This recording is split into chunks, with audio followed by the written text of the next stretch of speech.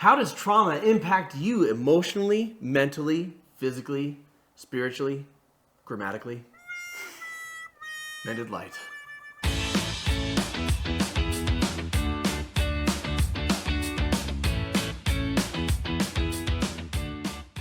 Now, just a trigger warning, we are going to be talking about, just on a very surface level, what trauma is and what our responses are to it. Mm-hmm. And we believe that this video will be helpful for people who have been through trauma, but we just want you to be ready. Be ready for that conversation.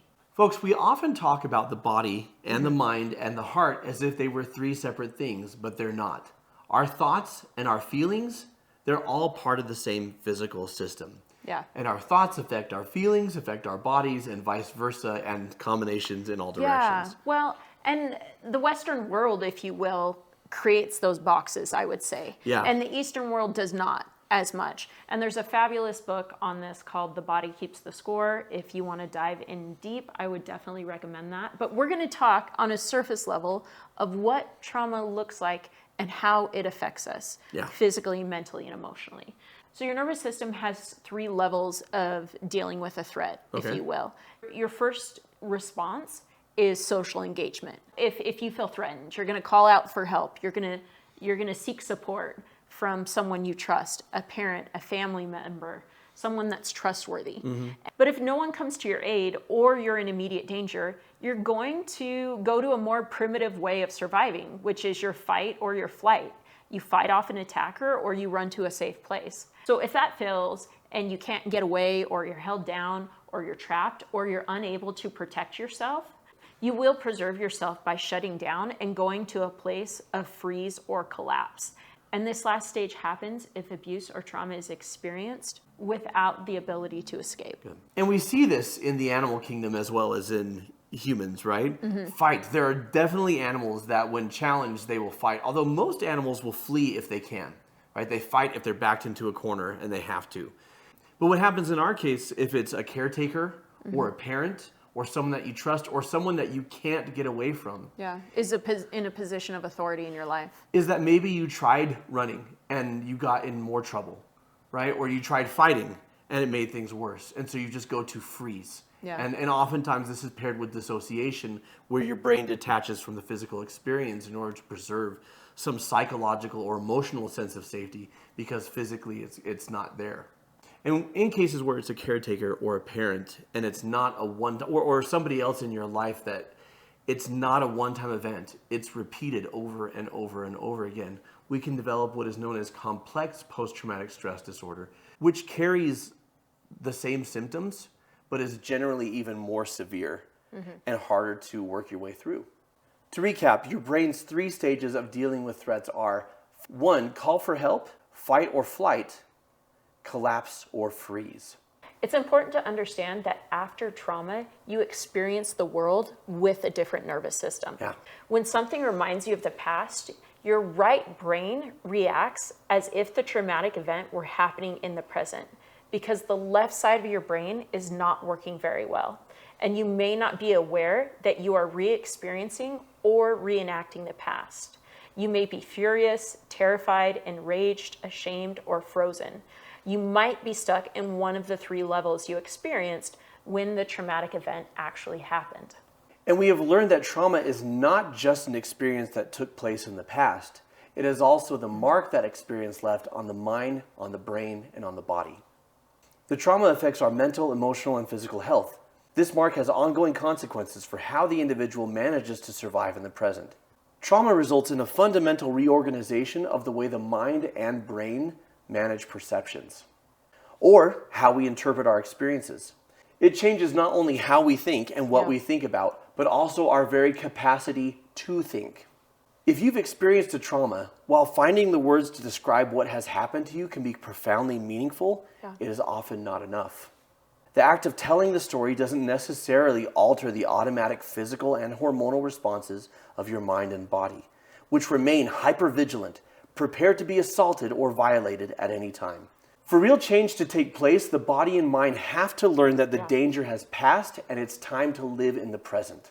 Well, and that's why we talk so much about safety Yeah. And before you do trauma work, being in a safe place, both mentally, emotionally, and physically. And that's kind of like a catch-22, because that is a relearning that you're having to go through. Yeah. Specifically, because you can physically be in a safe place mentally, emotionally, and in all the ways, and for it to still feel like it's not safe. Yeah. And so that's the relearning that has to take place. But if you're trying to work through that, and maybe your environment isn't a safe one, Yeah. like it's just going to cause triggering and triggering and triggering. Yeah. Dr. van der Kolk put it this way in his book, The Body Keeps the Score. He says, traumatized people keep secreting large amounts of stress hormones long after the actual danger has passed. Ideally, our stress hormone system should provide a lightning-fast response to threat, but then quickly return us to an equilibrium. In PTSD patients, however, the stress hormone system fails at this balancing act. Fight, flight, or freeze signals continue after the danger is over and do not return to normal. Instead, the continued secretion of stress hormones is expressed as agitation and panic, which in the long term wreak havoc on their physical health. And this is one of the reasons trauma can be so challenging, is because it does affect every aspect of who we are. Physically, mentally, emotionally, spiritually, relationally. It affects us in all these ways. Well, and I think one of the more obvious and known cases of this, or instances of this that we see all the time, is soldiers returning home from war and having a hard time adjusting to civilian life, where things are presumably, they're safe, right? They're not in the line of fire anymore, but they feel like they are. Right. And actually being able to relax feels like a dangerous thing to do, because relaxing over there could get you killed. Yeah. And we think of them, but we don't often think of the person whose spouse cheated on them, and now they don't know how to enter into a new relationship because they're always afraid that they're going to be betrayed. Or the child who was abused and then goes to live with other relatives who are not abusive. And yet if they raise their voices or they're disappointed in any way, that child is primed that something terrible is about to happen. Or the child that was abused and then grew up and tries to enter into a healthy relationship. Yeah. And their partner might be safe and healthy, but it still doesn't feel safe. Or they might be repeating the patterns of their childhood and their partner might not be safe and healthy. What this is the body and the brain doing what it's designed to do, which is keep you safe, right? Keeping you on high alert for another threat. And that serves you when threats abound. But when they don't, it's detrimental. It keeps you from healing and moving forward. And so part of that is when you are in a threatening situation, emotionally, psychologically, or physically, you feel protective, right? So you're afraid, and so you feel like fighting or running or freezing, right? Or fawning to please people. But what you're not necessarily allowed to feel in those moments is sad or hurt or openly scared or in need of comfort, right? And so we teach ourselves to not feel those things because sometimes they're punished or they're not reinforced or they don't bring us the comfort that we're searching for. And in order for us to heal, we have to be safe. We have to be in a place of physical, psychological, emotional safety. And then we have to express those things that we weren't giving ourselves permission to express before. To free yourself from trauma, you need to give yourself permission to feel what you weren't allowed to feel when the trauma was taking place or in all the time since. Well, and until you can express those feelings, they will scream for your attention, and the more you try to suppress them, the more violently they will beg to be acknowledged, and the scarier they're going to seem to confront. Well, and something I know is very true is that we give things power over us when we refuse to face them, when we refuse to feel them, when we refuse to express them. For those who have seen the movie It, right, the more afraid they are and the more they avoid this terrifying, it's a metaphor, but they avoid this terrifying clown, the more powerful he becomes. Yeah. And the more they face him, and they tell him that they're not afraid of him or that they are afraid, but they're standing their ground, the smaller and more pathetic he gets, and he has less and less power over them. And that's very true, which isn't to say that our traumas are small and weak or pathetic and it's all in our head. It's just saying that when we work through things, when we stop running, we diminish their power over us. We take our power back. Yeah. Well, and it's important to note that there's specific components that need to be involved in the facing them and the stop running, right?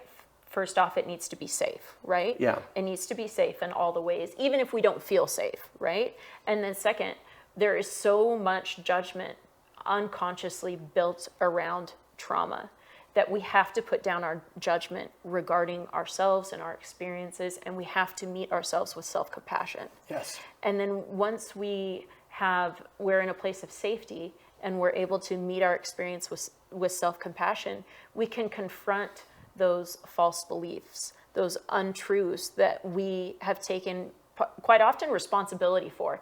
We've taken responsibility for things that aren't our responsibility. Yeah. We've told ourselves stories about how someone's treated us and what it means about us that simply aren't true.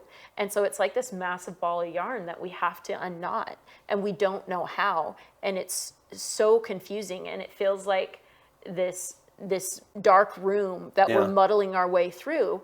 That's scary and exhausting and terrifying. And those are the reasons that we go into fight or flight or fawn or freeze, because we simply just don't know how. We simply just don't know how to confront our trauma in a healthy, supportive, loving way.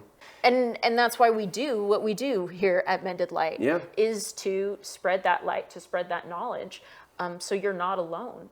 Brene Brown said, "There is incredible relief and power in naming and normalizing fear and uncertainty. And trauma, as well as stress experienced after trauma, is nothing if not uncertain and fearful." Well, and as we better understand what we're going through, that increases our ability to communicate our experience, have compassion for ourselves, and create understanding with our spouses, our children, our friends, our family, our loved ones. The support and understanding from a community is critical in healing. The love and understanding that our community shows us becomes a mirror and an example of how to love and accept ourselves. Now, if you would like support with that process, we invite you to schedule a complimentary 15-minute consultation with a member of our team. They're going to talk with you about working together through our innate healing program, which, depending on your budget and your needs, can be done one-on-one with one of our counselors or as part of a group. And you can do that by following this link right here or in the description. We want to hear from you. How does trauma affect your mind, your heart, and your body? And what do you do to give yourself love and support? Keep shining, folks. We need your light.